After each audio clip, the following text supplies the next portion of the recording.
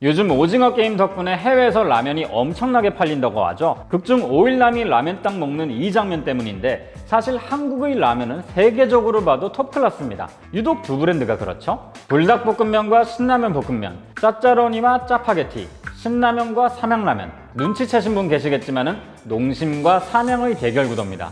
가까워지려야 가까워질 수 없는 영원한 라이벌.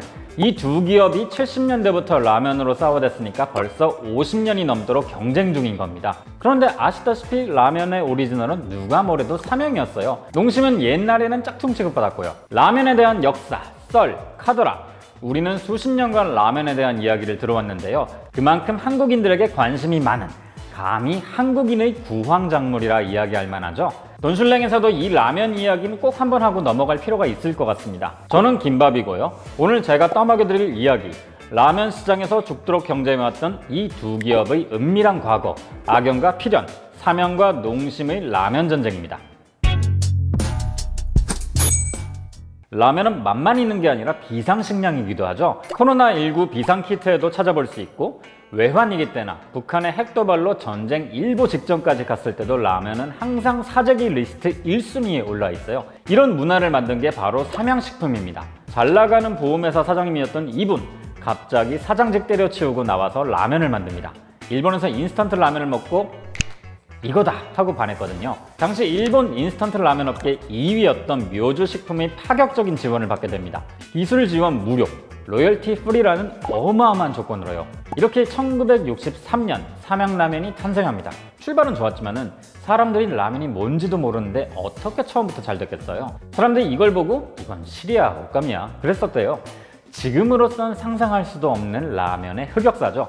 아무튼 번화가, 회사, 공장 같은 데를 다니면서 무료 시식회도 열고 행사도 하고 이렇게 인지도를 쌓고 매출을 키워나갑니다. 그리고 당시 정부에선 이 삼양식품을 전폭적으로 지원했어요. 한국이 70년대까지는 쌀이 너무 부족했다 보니까 잡곡이나 밀가루 음식을 먹자는 혼분식 장려 정책을 추진했는데요.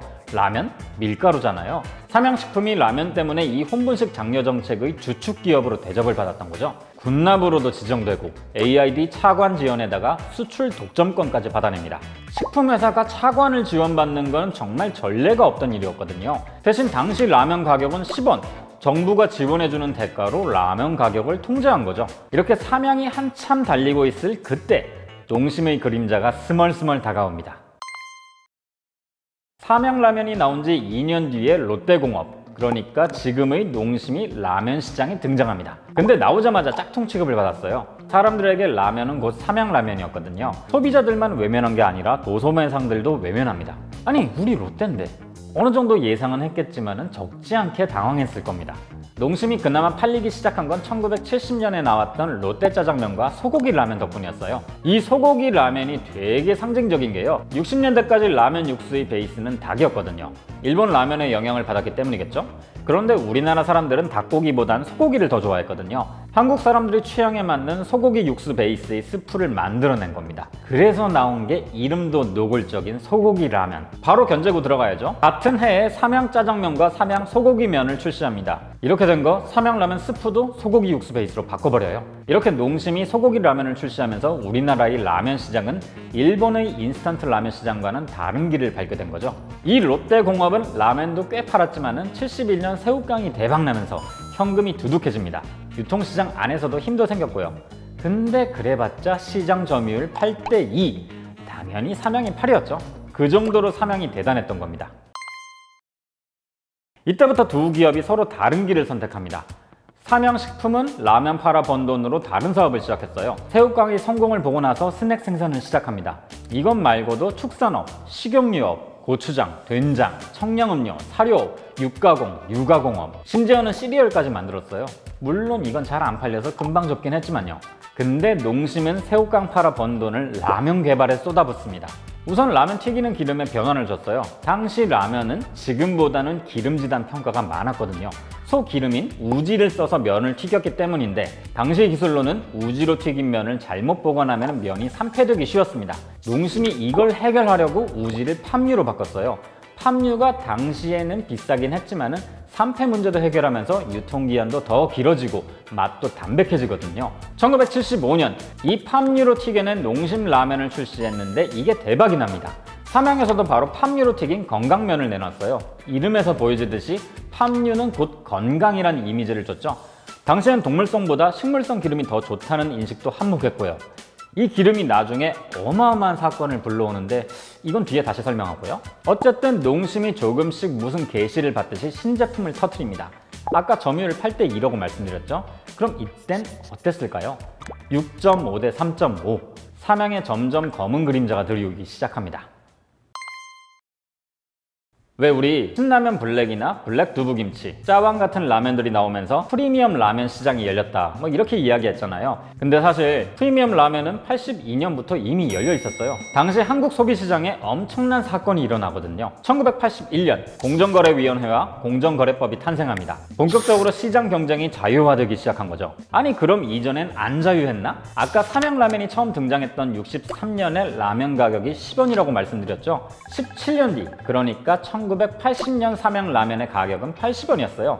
많이 올랐다 싶지만은 당시 물가 상승률이 절반도 안 되는 가격입니다. 이건 정부에서 라면 가격을 통제했기 때문이에요. 라면은 곧 식량 대체품이니까요. 그런데 이제 이 라면 시장에도 가격 자유화가 온 겁니다. 사람들도 한 끼 때우는 느낌으로 라면을 먹는 게 아니라 점점 맛을 찾기 시작했고요. 농심과 삼양이 이때부터 아주 작정을 하고 라면을 만듭니다. 건조 홍합을 넣은 삼양라면 골드가 바로 이때 만들어졌어요. 기존의 삼양라면이 워낙 잘 나갔으니까 이걸 리뉴얼한 거죠. 반면 농심은 완전히 새로운 상품을 내놓습니다. 우동 라면 컨셉의 너구리. 이 다시마가 한방이죠. 당시 라면이 100원대였는데요. 이건 200원이 고가였는데도 대박이 났어요. 출시 2달 만에 20억 매출을 넘겼고요.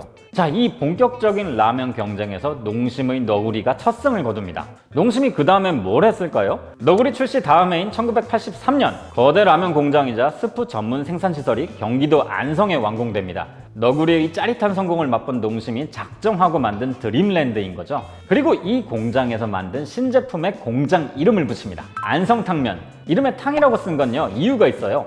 그동안 농심이 스프 연구에 엄청난 공을 들였거든요. 이 기술력을 자랑하고 싶었던 거죠. 국물 맛에 포커스를 두고 칼칼한 국물을 강조한 이름인 겁니다. 이 안성탕면이 또다시 농심에게 대성공을 안겨줬어요.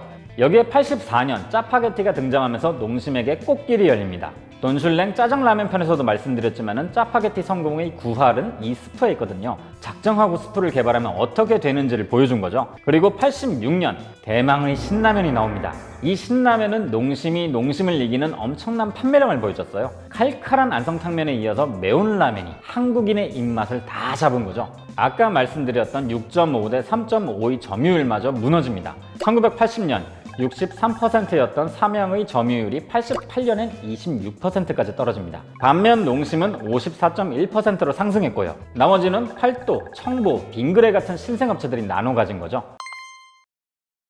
자, 승기가 농심으로 기울던 1989년 한국 식품업계의 길이길이 남을 만한 흑역사가 하나 터집니다. 검찰에 날아온 익명의 편지.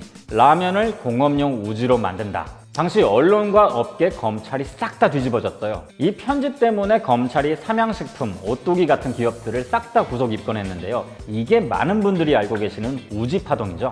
농심은 1975년 농심라면 성공 이후로 신제품에는 팜유를 썼거든요. 그리고 너구리부터 신라면까지 신제품이 전부 성공하면서 전부 팜유로 교체됐고요. 삼양도 팜유를 사용하긴 했지만은 삼양라면만큼은 우지를 쓸 수밖에 없었어요. 팬층이 너무 두터웠던 상품인데 갑자기 기름을 바꿔버리면 소비자들의 반발이 커질 테니까요. 이 우지가 몸에 좋냐 나쁘냐를 검증하기 이전에 삼양의 주홍 글씨가 새겨집니다. 공업용 기름을 쓰는 나쁜 기업, 임직원 1000여 명이 구조조정되고 미국에다 법인까지 세웠는데 이걸 철수하는 지경까지 왔어요. 그런데 라면을 전부 회수해서 검사해봤더니 딱히 이상이 없다는 결과가 나옵니다. 결국 긴 공방 끝에 삼양은 무죄 판결을 받았고요. 하지만 이 신뢰도가 올라올 기미가 안 보입니다. 무죄를 받기까지 8년이라는 시간이 걸렸거든요. 검찰이 거대 기업이었던 농심을 끌어주기 위해 의도적으로 벌인 사건이 아니냐는 음모론도 많았죠. 하지만 보시다시피 농심은 우지파동이 일어나기 이전부터 삼양을 앞지르고 있었어요. 그러니 우지파동이 삼양의 하락세에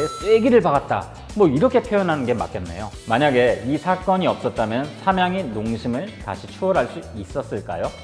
삼양이 상품 개발 능력으로 다시 인정받게 된 건 그로부터 한참 후 불닭볶음면이 등장하면서부터입니다.